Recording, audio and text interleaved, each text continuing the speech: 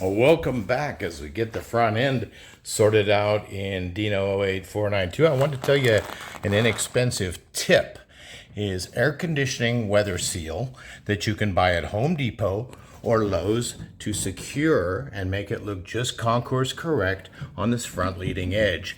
It will fit right on top of here. You cement it, you adhere it to the top of the bonnet, the underside of the bonnet, and it seals between the bonnet and the radiator to produce airflow going through the radiator and channel it that way. Now, when you do that, you're going to have to trim the edge and also use the cement. Do not use weldwood contact cement. That has too much of a solvent in it.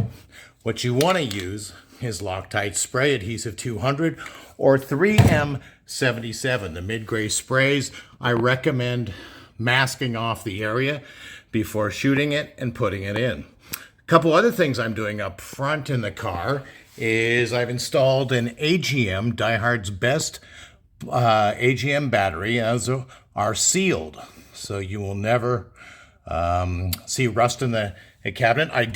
This is a metal retaining ring, and by the positive, I'm not only using an aftermarket boot, but I did spray some Flex Seal here to somewhat isolate that.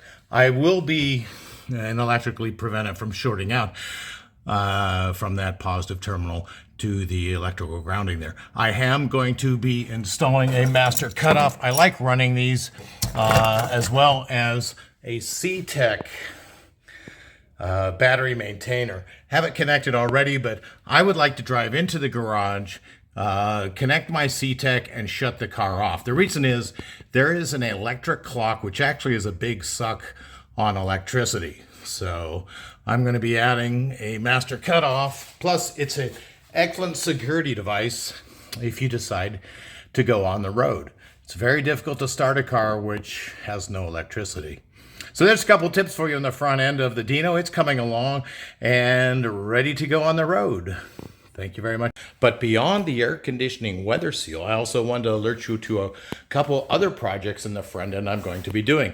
I am sold on installing 3 mil thick paint protection on vintage glass.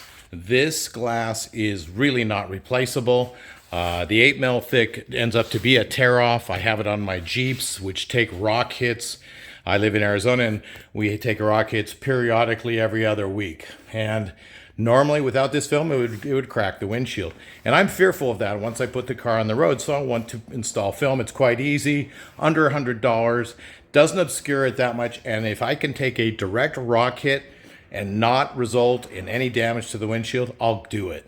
So another thing I'm going to be doing too is using a Bondic. I'm actually going to change from Bondic to laser. Well, in a future video, I will show you how I attach the wing window latches, which are usually missing and gone because of the tight tolerances.